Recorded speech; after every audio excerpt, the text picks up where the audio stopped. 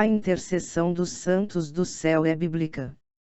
Jesus é o único Salvador e não o único intercessor. Quando Paulo diz que Jesus é o único mediador entre Deus e os homens, 1 Timóteo 2, 5, 6, ele quer dizer que Jesus é o único Salvador e não o único intercessor.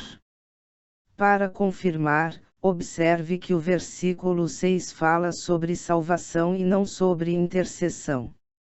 Jesus Cristo, homem, que se entregou como resgate por todos. Na verdade, existem muitos intercessores. O Novo Testamento está repleto de passagens que nos exortam a interceder uns pelos outros, inclusive, a que precede o versículo citado acima. Acima de tudo, recomendo que se façam preces, orações, súplicas, ações de graça por todos os homens. Isto é bom e agradável diante de Deus, nosso Salvador, 1 Timóteo 2, 1, 3. Orai uns pelos outros para serdes curados, Tiago 5, 16b. Logo, Jesus não pode ser o único intercessor. No entanto, todo e qualquer intercessor, sempre ora e obtém a graça em nome de nosso Senhor Jesus Cristo, e não em seu próprio nome. Pois é somente através de Jesus Cristo que temos acesso ao Pai. Quanto mais santo o intercessor, mais eficaz é a intercessão. Diz ainda a Bíblia, que quanto mais santo o intercessor, maior a eficácia da oração. A oração do justo tem grande eficácia. Tiago 5, 16. Ora, se a oração de um justo tem grande eficácia, não há dúvida que é melhor pedir a intercessão de um justo do que de um pecador. E como não existem homens neste mundo mais santificados do que aqueles que já estão no céu, obviamente, é melhor pedir a intercessão de um santo do céu do que de um homem que ainda vive neste mundo. Os santos do céu estão vivos. Porém, argumentam alguns, mas como podem interceder se estão mortos e inconscientes? E quem disse que estão mortos aqueles que estão vivos diante do trono de Deus, porque o nosso Deus não é Deus de mortos, mas de vivos, como ensinou Jesus. Moisés chamou ao Senhor, Deus de Abraão, Deus de Isaque, Deus de Jacó. Ora, Deus não é Deus dos mortos, mas dos vivos, porque todos vivem para Ele. Lucas 20, 37 e 38. Portanto, Jesus nos diz que os santos falecidos, como Abraão, Isaque e Jacó, estão vivos na presença de Deus, pois vivem para Ele. Não estão mortos, nem inconscientes. O livro do Apocalipse também ensina que os santos falecidos não estão adormecidos, mas mesmo antes da ressurreição, suas almas dialogam e intercedem junto a Deus. Vi sob o altar as almas dos homens imolados por causa da palavra de Deus e por causa do testemunho que dela tinham prestado. E clamaram em alta voz: até quando, ó Senhor, santo e verdadeiro, tardarás a fazer justiça, vingando o nosso sangue contra os habitantes da terra? A cada um deles foi dada, então, uma veste branca, e foi-lhes dito, também, que aguardassem ainda um pouco, até que se completasse o número dos seus companheiros e irmãos, que iriam ser mortos como eles. Apocalipse 6, 9 e 11. Neste diálogo, as almas dos santos falecidos clamam a Deus para que apresse o dia do juízo final. Observe que as almas não estão adormecidas, mas estão sob o altar de onde falam com Deus. Elas clamam ansiosas pelo dia do juízo final, que será também o dia da aguardada ressurreição da carne. Deus lhes dá uma veste branca, símbolo da santidade, e ordena que aguardem mais um pouco. É enquanto aguardam, o que fazem estas almas. aguardam adormecidas ou vivas e acordadas. Vejamos. Então um dos anciões falou comigo e perguntou-me: esses, que estão revestidos de vestes brancas, quem são e de onde vêm? Respondi-lhe: meu senhor, tu o sabes. E ele me disse: esses são os sobreviventes da grande tribulação. Lavaram as suas vestes e as alvejaram no sangue do Cordeiro. Por isso, estão diante do trono de Deus, e o servem, dia e noite, no seu templo. Apocalipse 7, 13 e 15. Portanto, esta é a situação das almas enquanto aguardam pelo ansioso dia do juízo final e da ressurreição da carne, quando finalmente Deus os abrigará em sua tenda e não haverá nem fome, sede, sol ou calor e Deus enxugará toda a lágrima de seus olhos. Apocalipse 7, 15 e 16. Veja também como estas almas, os santos, pois estavam com vestes brancas, símbolo da santidade, intercedem diante do trono de Deus. Outro anjo pôs-se junto ao altar, com um turíbulo de ouro na mão. Foram-lhe dados muitos perfumes para que os oferecesse com as orações de todos os santos no altar de ouro, que está diante do trono. A fumaça dos perfumes subiu da mão do anjo com as orações dos santos, diante de Deus. Apocalipse 8, 3, 4. Eis aí uma passagem bíblica que nos garante a intercessão dos santos falecidos, e que agora estão diante do trono de Deus. São oferecidas a Deus as orações de todos os santos. Se são de todos os santos, são tanto as orações dos santos da terra, cristãos que levam uma vida santa, quanto dos santos do céu, que estão vestidos de branco diante do trono de Deus.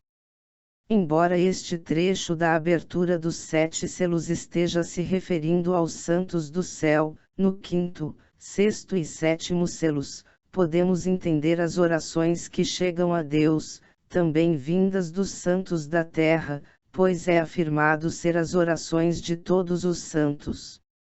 Um exemplo destas orações de santos falecidos, encontra-se em Macabeus. Nela, Judas Macabeus relata uma visão que teve de Ounias e Jeremias, já falecidos, intercedendo pelo povo. Ounias estava com as mãos estendidas, intercedendo por toda a comunidade dos judeus. Apareceu a seguir um homem notável, esse é aquele que muito ora pelo povo e por toda a cidade santa, é Jeremias, o profeta de Deus. 2 Macabeus 15, 12 e 14. E como os santos conhecem nossas preces? Eles são onipresentes. De modo algum. Só Deus é onipresente. No entanto, todos pertencemos ao corpo místico de Cristo no qual vivenciamos a comunhão dos santos, ou seja, vivenciamos o fluxo de amor e relacionamentos entre todos os membros do corpo místico. De um modo especial, os santos que estão no céu já possuem uma relação de profunda intimidade com Deus, de modo que através da onipresença de Deus, os santos tomam conhecimento das preces que lhes são dirigidas. Em outras palavras, é o próprio Deus quem lhes transmite as nossas preces. Eis como Dom Estevão Bettencourt explica esta questão. Os bem-aventurados têm conhecimento das preces que neste mundo lhes são dirigidas, pois Deus, que fez os homens solidários entre si, não permite que essa comunhão seja dissolvida pela morte. Por isso pedimos aos santos que intercedam por nós no céu, e Deus lhes dá a conhecer nossas orações para que, de fato, eles rezem por nós ao Pai. Mas, então, qual a necessidade desta intercessão, se Deus já conhecia a prece antes mesmo do santo interceder? Na verdade, toda e qualquer prece feita neste mundo, já era do conhecimento de Deus, antes mesmo de nós formularmos nossas súplicas. Embora assim seja, Deus quer façamos nossas súplicas. Vejamos o que disse Jesus a respeito. O Pai já sabe de vossas necessidades antes mesmo de pedirdes. Mateus 6, 8. Pedi e recebereis, para que a vossa alegria seja completa. João 16, 24. Embora Jesus reconheça que Deus já conheça nossas necessidades antes mesmo de fazermos nossa prece, Jesus insiste que devemos formular nossas preces dizendo: pedi e recebereis. Por quê? Para que tenhamos um diálogo, uma relação com Deus através da oração. Ora, esta relação amorosa, Deus também deseja que exista entre todos os membros do seu corpo místico. Por isso, mesmo já conhecendo de antemão as nossas súplicas, Deus incentiva a prática da oração e da intercessão para que exista este relacionamento amoroso entre nós e Deus e também entre todos os filhos de Deus, ou seja, para que a nossa alegria seja completa. Interceder por alguém é um ato de amor entre os filhos de Deus. Deixar de interceder é falta de amor. Deus jamais proibirá a intercessão porque Deus é amor. Naquele dia pedireis em meu nome e já não digo que rogarei ao Pai por vós. Pois o mesmo Pai vos ama, porque vós me amastes e crestes que saí de Deus. João 16, 26-27. O Catecismo diz. 49.6 Intercessão dos Santos. 956 A intercessão dos santos. Pelo fato de os habitantes do céu estarem unidos mais intimamente com Cristo, consolidam com mais firmeza na santidade toda a Igreja. Eles não deixam de interceder por nós ao Pai, acrescentando os méritos que alcançaram na terra pelo único mediador de Deus e dos homens, Cristo Jesus. Por conseguinte, pela fraterna solicitude deles, nossa fraqueza recebe o mais valioso auxílio: não choreis. Ser-vos-ei mais útil após a minha morte e ajudar-vos-ei mais eficazmente do que durante a minha vida. 49.7 Intercessão no Antigo Testamento. 210 Deus de ternura e de compaixão depois do pecado de Israel, que se desviou de Deus para adorar o bezerro de ouro, Deus ouve a intercessão de Moisés e aceita caminhar no meio de um povo infiel, manifestando, assim, o seu amor. A Moisés, que pede para ver sua glória, Deus responde: farei passar diante de ti toda a minha beleza e diante de ti pronunciarei o nome de Yahvé. Êxodo 33, 18-19.